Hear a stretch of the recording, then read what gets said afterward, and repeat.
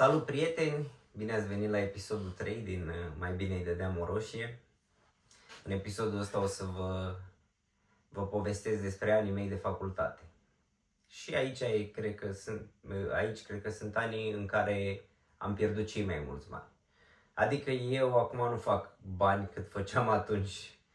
Dar, în fine, să recapitulăm puțin așa, azi e ziua 17, fără jocuri de noroc. Cum spuneam și în update-ul de ieri, băi, nu e așa greu acum să nu joci, că, nu știu, sume ce m-am jucat eu nu mai vine să mă joc 100 de lei ce primesc eu pe zi și majoritatea timpului primesc cash banii ăștia. Aici cu cash nu ai ce să faci. Nici n-am cum să mi depun în cont, nici nu am unde să mă duc, că nu sunt cazinouri. Deci maxim ce aș putea să fac e să iau, nu știu, taloane de alea răzuibile de la supermarket, dar sper să nu o fac nici pe asta. Că, nu știu, atunci când ai o problemă, cum am eu, băi, nu există portiță, nu există, că am încercat eu portițe și mereu s-a dus totul de râpă. Trebuie ori nu mai joci deloc, ori, nu știu, îți distrugi viața complet, știi? Dar, da, sper să fie, nu știu, acum că am susținerea asta din partea voastră, nu cred că o să pot să mai dezamăgesc și nu știu, sunt entuziasmat, așa, stau toată ziua, mă gândesc ce să fac, cum să evolueze canalul ăsta de YouTube. Dar până atunci trebuie să vă spun povestea, să știți cu cine aveți de-a face. Băi, în general eu nu am fost om rău, nu știu, dau bună ziua, sărmâna, dau locul în autocar, țin ușa deschisă pentru oameni, nu știu, dau... Dacă am două țigări și îmi cere unul o țigară, eu dau, nu sunt așa, adică nici nu știu dacă puteți să găsiți foarte mulți oameni care să spună lucruri rele despre mine. Eu, cum m-am certat cu lumea, doar m-am certat că n-am dat banii înapoi la timp. Eu nu cred că m-am certat cu cineva din alte chestii. Nu, bine, am oameni care mi-au făcut lucruri rele și m-am certat cu ei, dar eu nu am făcut rău la nimeni și, nu știu, vreau să rămân așa. Cred că merit și eu să scap de chestia asta. Dar în fine, hai că la facultate avem mult de povestit. Cred că o să fie în două părți. O să vă povestesc primii 2 ani și după următorii 2 ani. Bine, eu am stat 4 ani acolo, dar facultate n-am făcut 4 ani. Păi, cum vă spuneam, am luat bacul, băi, chiar nu-mi imaginez cum am luat bacul. Cred că mi-am dorit prea mult să-l iau, să plec de acolo. Am luat cu notă mică, abia am trecut, nu știu, 6,40, ceva de genul am luat bacul, dar l-am luat din prima și în 5 ore de meditație cât am făcut eu cred că a fost bine. Inițial m-am dus la București să aplic la Politehnică. Inițial vroiam la automatică, la Politehnică, am dat examen acolo, dar am intrat al 33-lea la cu taxă și nu puteam să mă duc la cu taxă. Așa că m-am înscris la inginerie electrică și am intrat la inginerie electrică, nu mai știu pe ce loc am intrat, dar am intrat la fără taxă oricum. Era oricum mai ușor de intrat acolo. Acolo se intra ușor, dar nu se ieșea așa ușor, ca orice facultate, mă gândesc. Păi și cum vă spuneam, abia așteptam să plec, să scap de la țară, de la mine de acolo, să fiu cât mai departe, că eu făceam tot felul de măgării și de astea. Și bă, nu era bine nici pentru mine să afle părinții, să stăm mereu supărați, mereu să fie probleme. Așa eram la București, nu mai aveam nicio treabă acolo. Acolo n-aveam Dumnezeu, puteam să fac ce vreau eu. Mi-aduc aminte prima zi când m-am dus la Cămin, m-am dus direct la niște prieteni, am băut, nu știu, bere cu ei, m-am îmbătat și după eram cu o sticlă de coniac și o sticlă de bere într-o mână și umblam prin Căminul ăla. Steam în Căminul pe 24 de legii. Umblam prin Cămin cu sticlele în mână, haideți bă că am ajuns la facultate, hai să bem. Băi, m-am întâlnit cu un pakistanez. Culmea e aici în Oslo, am ieșit și cu el la o bere, dar n-am mai ținut legătura cu el de când am ieșit la bere pentru că, băi, cum îi ceream bani împrumut. Nu știu, eu am început și să evit, să-mi fac prieteni noi, pentru că știu cum se va sfârși și nu mai trebuie. Bine, acum poate pot să-mi fac niște prieteni noi, dar momentan n-am timp să ies cu ei pe afară. Așa, și m-am dus, băi, la facultate, nu știu, în anul întâi primeam cam 150 de lei pe săptămână, bani. când scoteam, când nu scoteam, dar cum venea pachetul cu mâncare și aveam și bani acolo puși, mă duceam, îl luam de la autogară de militari, îmi luam pachetul și băi, măcar aveai mâncare toată săptămâna, aia era, știi? Restul mă opream, câteodată mă opream cu pachetul direct, mă opream în casino, îi pierdeam și câteodată mai scoteam, mai dădeam din datorii, că asta era faza și la mine. Eu întotdeauna eram dator, adică și dacă scoteam o sumă mare, îmi făceam calculul, bă, am de dat atâta, mai rămân cu atâta, aia, hai, dau după ei, știi? Și îi pierdeam sau așa. Băi, la facultate, nu știu, m-am dus 2 săptămâni, cred că în anul întâi, primul semestru, m-am dus 2 săptămâni. După aia nu-ți mai venea să te duci, frate, când n-ai timp, nu-ți vine să te miști din pat, nu? E viața super tristă, fără bani. Da, cine a zis că banii n-aduc fericirea, a mâncat rahat rău de tot. Și bine, probabil era unul de la bogat și nu vroia să aducă fericire la alții. Așa, păi cam asta se învârtea și chestia era că eram pe băutură. Mi-am făcut 2 prieteni tot din Curtea de Argeș. Nu-i cunoscusem până atunci, dar aveam niște prieteni comuni. M-am prietenit cu ei. Băi, beam cu ei, frate, deci țin minte că am avut și recordul meu a fost 13 zile la rând beat. Deci 13 zile la rând beat, dar cum? Beam, mă băgam la somn, mă trezeam dimineața, începeam și beam iar. Stăteam numai la băutură. Băi, era și, nu știu, era și altă atmosferă la facultate. Acum nu cred că mai sunt ăștia așa. Noi toți ăștia din anul întâi ne strângeam în fața căminului, toți, veneau care mai de care, cu băutură, țuică, vin, tot ce aveau. Era și ușor, multă lume venea cu băutură de acasă, de la părinți și beai, frate, beai, deci nu era, cred că, o oră din zi și din noapte să nu ai pe cine să suni să te duci la băutură cu el. Și băi, trecea așa facultatea, trece primul semestru, am ajuns la sfârșitul semestrului, băi, țin minte că până în sfârșitul semestrului, țin minte că a fost ziua mea. A fost ziua mea și atunci am descoperit eu combinația, să zic așa, de ziua mea, combinația să fac bani. Nu știu dacă să spun sau să nu spun din motive legale, dar o să vă dați voi seama. Motive legale, adică cred că s-a prescris de mult, cu cine am vorbit eu e prescrisă, dar în fine, să continui. Și nu știu, nu mă duceam, frate, nu mă duceam la facultate, că nu-ți venea să te duci cu niciun ban, dar cumva, la sfârșitul semestrului, m-am dus vreo 2-3 săptămâni, mi-am luat niște examene, după a venit semestrul 2. În semestrul 2 m-am dus tot așa, primele 2 săptămâni, după stăteam tot de băutură cu prietenii mei, dar am descoperit și altceva, să zic, undeva a doua dragostea mea. Eu încă nu știam ce impact o să aibă asta asupra vieții mele, dar, nu știu, se dezvolta așa, mai făceam și bani. Eram, să zic, cum ar veni, făceam niște comisioane, hai să zic așa. Cunoșteam pe cineva, alții aflaseră că eu cunosc pe cineva și veneau la mine și mă trimiteau la acel cineva și cumva mi ieșea și mie ceva, știi? Dar ceva foarte puțin, adică nu erau bani așa, știi? Dar așa m-am dezvoltat, așa din ce în ce mai multă lume venea la mine și, nu știu, spre sfârșitul semestrului 2, așa, iar mă duceam la școală. Eu mă duceam 2 săptămâni la facultate primul semestru, la început, 2 săptămâni la sfârșit, 2 săptămâni la început, 2 săptămâni la sfârșit al 2-lea semestru. Așa am trecut eu anul întâi. Am trecut, nu știu, cu 5 restanțe sau ceva de genul. Am trecut cu 5 restanțe, mă duc înapoi acasă pe timp de vară. Nu știu, ce mai munceam eu pe acasă, ce mai făceam, cum mă învârteam, tot așa să joc. Băi, eram, nu știu, datorii. La un moment dat ajungeam, cred că aveam ca o schemă Ponzi, așa, adică luam bani de la ăsta, îi dădeam ăluia, luam de la ăla, după aia, dar vezi, trebuia cam să dai datoriile la zi, că după aia nu-ți mai veneau, nu mai aveai de unde eu depindeam să mă împrumut. Dar am depins, și până acum am depins să mă împrumut. Asta ar fi culmea, nu știu, să... Și, da, după anul întâi, asta n-a fost așa cine știe ce, dar în anul 2 când am venit, băi, tot mă știa lumea de anul trecut că eu făceam niște comisioane, știi?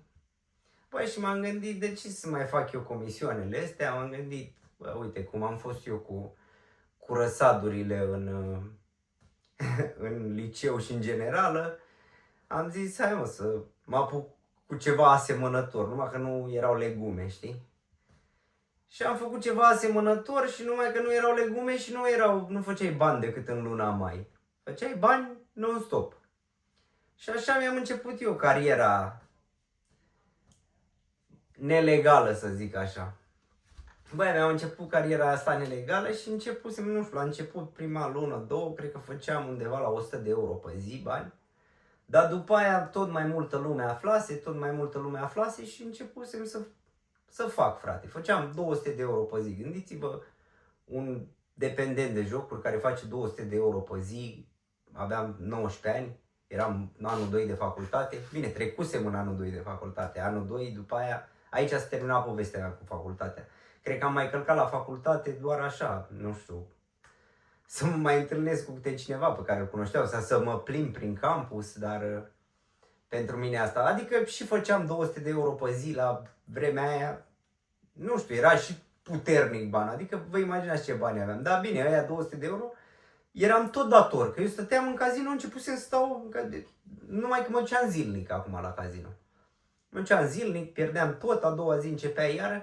Faza era ca să fac rost de bani ăștia 200 de euro, îmi trebuiau bani, știi? Și aveam înțelegere cu unul, cu altul, bă, îmi dai 400 de lei, 500 de lei, acum îți dau 600 de lei diseară sau ceva de genul, știi? Plăteam cum ar veni dobândă pe fiecare zi la astea, dar nu-mi păsa că produceam. Atunci deja nu mai aveam nevoie de banii de acasă, dar îi luam cumva că nu aveam cum să justific de ce nu-mi iau eu, de ce nu iau banii de acasă. Și băi, când pierzi la casino, pierzi, ești terminat, frate, ești ăsta. Și asta era la mine, era ziua pierdeam, noaptea stăteam terminat și beam toată noaptea. Sau eu nu știu cum am scăpat cu viață. Cred că dacă îmi dădeai un pahar de o travă de șobolani, îl beam și pe ăla. Nu vă imaginați cum e supărarea când pierzi toți banii la astea. Și cum făceam bani, o grămadă, mă gândeam, ia uite mă să-mi bag piciorul. Părinții mei nu fac împreună banii ăștia și eu îi joc pe toți, dar îi jucam la modul că eu făceam 200 de euro azi, la sfârșitul zilei mă împrumutam de bani să mă duc să-mi comand ceva de mâncare sau să-mi iau. Și pierdusem și căminul în anul 2. În anul 2 la cămin m-am dus și am stat la doi prieteni, îmi luasem o saltea gonflabilă, era camera de cămin cu două paturi și dormeam cu salteaua gonflabilă acolo. Plus că, nu știu, ieșeam de, băi, era o viață super haotică, dar stăteam beat ca să uit de astea, beat și mai târziu m-am apucat și de...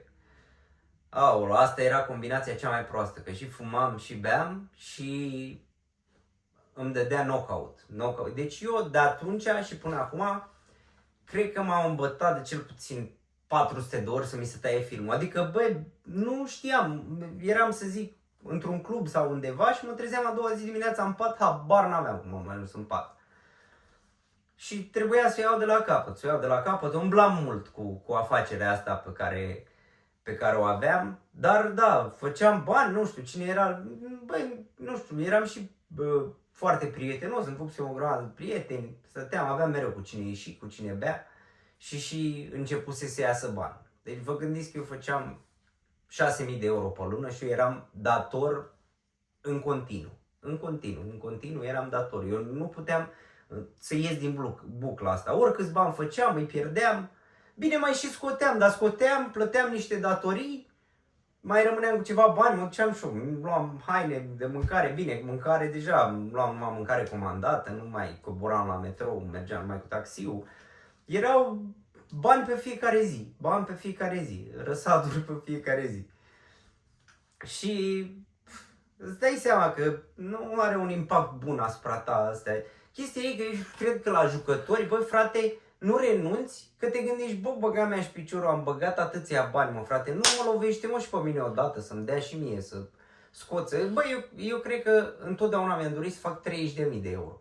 Nu știu, am trăit cu regretul ăsta, am avut săptămână, dar am băgat 15.000 de euro într-o săptămână. Nici într-o săptămână, în câteva zile, știi, mă gândesc. Bă, și niciodată n-am scos, eu cea mai mare sumă pe care am scos-o la jocuri de noroc a fost 14.000 de euro care m-a ținut 3 zile, tot așa. Adică, bă, nici nu mai știi ce să faci cu banii când iei. Și trăiam viața asta haotică în regie acolo, eu eram ăla care se ducea, eram la facultate, dar eu nu mă duceam la facultate. Și da, a fost așa, bine, nu știu, m-am și distrat, adică, dar, băi, nu era viața pe care mă caracteriza sau care vreau eu să o duc. Chestia e că, da, cum v-am zis, când joci toți banii, băi, frate, nu știu, când pierzi, când e pierderea aia, culmea e și când uiți să-ți iei țigări înainte. Deci ai un teanc de bani în mână, intri în casino și mai ai 3 țigări. Și între timp mai ai o pauză de țigară, îți termină țigările, dar nu vindeau în casino țigări sau astea. Și bine, acum probabil că vând sigur, că am fost eu vara trecută și mi-au dat țigări. Dar, băi, terminai toți banii, aveai, nu știu, 1000-2000 de lei în mână și terminai, nu mai aveai țigări. Eu n-am putut, atunci nu puteam să strâng 10.000 de lei sau asta. Dacă eu mă împrumutam pe fiecare zi ca să țin business-ul mergând. Dar da, l-am dezvoltat super mult business-ul ăsta și ajunsesem la modul de munceam 5 minute pe zi și făceam, nu știu, am făcut și recordul pe care l-am făcut eu într-o zi a fost de 4.800 de lei într-o zi. Și era zi de zi, nu era aia nu aveai sărbătoare, nu aveai. Zi de zi ieșea banul, frate, zi de zi. N-aveai cum să te fofilești, lumea voia răsaduri zi de zi. Și bine, eram și acolo în regie, am avut grijă, n-am avut probleme cu legea niciodată. Bine, singurele mele probleme pentru tulburarea liniștii publice, mai luam câte o amendă de 1000 de lei, de 500 de lei. Dar da, eram în facultate, ce făceam? Stăteam, nu știu, de dimineața până seara la o terasă când nu mă duceam, că nu băgam chiar, depindea de conjunctura momentului, știi? Adică dacă mă așezam într-o terasă și aveam bani în buzunar, băi frate, beam și stăteam acolo și astea. Dar dacă nu aveam bani în buzunar, dacă se întâmpla să trec pe la casino înainte, după aia mă duceam și stăteam în camera de cămin. Nu știu, laptop la manet. Aveam laptopul la manet, nu știu, luam 200 de lei sau 300 de lei pe el, dar l-aveam la manet. L-aveam laptopul ăla, nu cred că nu l-am văzut, știi. După, mai târziu, mi-a cumpărat și sora mea un laptop, pe ăla cred că l-am ținut 5 zile și l-am vândut după. Deci era, vezi tu, dacă m-am apucat de la 12 ani, asta am știut, frate, asta am știut non-stop. Asta am știut și, băi, da, eram cam spaima Bucureștiului. Am sărit și în Dâmbovița odată, țin minte, m-am îmbătat, băi, se uitau toți ăștia din cămin, se uitau la mine, am sărit în Dâmbovița, am dat o tură, m-am întors. Culmea, nu sunt bolnav, nu. Singura alergie pe care o am eu e la sărăcie asta și mă termină. Alergia asta o am mereu, strănut din cauza ei de vai de capul meu. Dar în rest, nu știu dacă am fost răcit de 2 ori în ultimii 15 ani. Băi, da, încerc să-l fac mai scurt episodul ăsta, să închei acum, că urmează următorii 2 ani când m-am mutat din regie, m-am dus și eu la apartament, că întorceam bani, făceam bani. Gândiți-vă și voi, dacă în anul 2 de facultate făceam undeva la 6.000 de euro pe lună, cât înseamnă într-un an? 6 ori 2, 72.000 de euro într-un an. Eu puteam să-mi iau 2 apartamente în Milita Residence pe vremea aia și eu n-aveam niciun ban, frate, nu aveam. Deci eu nu puteam să dorm dacă aveam bani în buzunar. Plecam la 3 dimineața, la 2 dimineața, plecam de la Cămin, mă duceam în Afri, la Max Bet acolo, rupeam, ăla era a doua mea casă. Stăteam cu orele, stăteam până se închidea, până mă dădeau ăștia afară. Se închidea la 6 dimineața, închidea o oră, 2, mă dădeau afară ca să poată să închidă, să-și facă ei treburile acolo. Da, era nenorocit și plus că după ce pierdeai, îți venea să-ți rup capul, să fii la pământ. Dar în fine, nu vreau să fac o poveste tristă. Sincer să fiu, așa, dând toate astea la o parte și că eram retardat și pana mea, m-am distrat în facultate, nu e chiar așa, dar da, nu știu încă sunt sănătos fizic, zic așa, nu știu, aici în carcasă cât de sănătos sunt, dar eu consider că sunt sănătos, nu știu, nici nu cred în depresie. Eu cred că poți să fii foarte supărat. Eu când sunt supărat din un anumit motiv, băi, mă gândesc, de ce sunt supărat? Că am pierdut toți banii la jocuri de noroc. Dar mă gândesc așa, bă, sunt supărat, da, sunt supărat de negru de supărare, dar mă gândeam așa, bă, dacă vine cineva și îmi pune 10.000 de euro pe masă, ia-i frate, sunt ai tăi să iai, fugea orice gram de supărare. Așa că nu știu, vă sugerez și vouă, când sunteți supărați de o chestie, gândiți-vă dacă are o soluție, aia nu e depresie, aia e supărare. Cumva eu am fost mereu optimist și acum sunt super optimist, adică, nu știu, chiar îmi place să postez și chiar vă mulțumesc că ați fost alături de mine, îmi place susținerea voastră și îmi place și mie să filmez. Parcă am alt scop. De obicei când veneam de la muncă, mă propteam în pat, dădeam drumul la un serial și așteptam să treacă ziua, să vină ziua de mâine. Asta e bine, de obicei mă fofileam să fac rost de bani împrumut. Dar culmea n-am dat niciun telefon, nu vreau să mai cer împrumut. Și dacă sunteți prietenii mei care îmi dați bani împrumut, băi frate, nu mai îmi dați. Aia e, trebuie să ies singur din asta.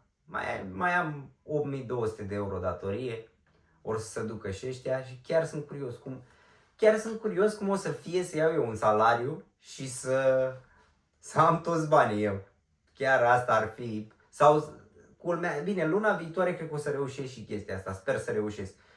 Să iau salariu și la sfârșitul lunii, când vine salariul următor, la sfârșitul, mie vine pe la jumatea lunii. La jumatea lunii viitoare, când vine salariul, să mai am bani din salariul trecut. Așa ceva nu s-a întâmplat niciodată.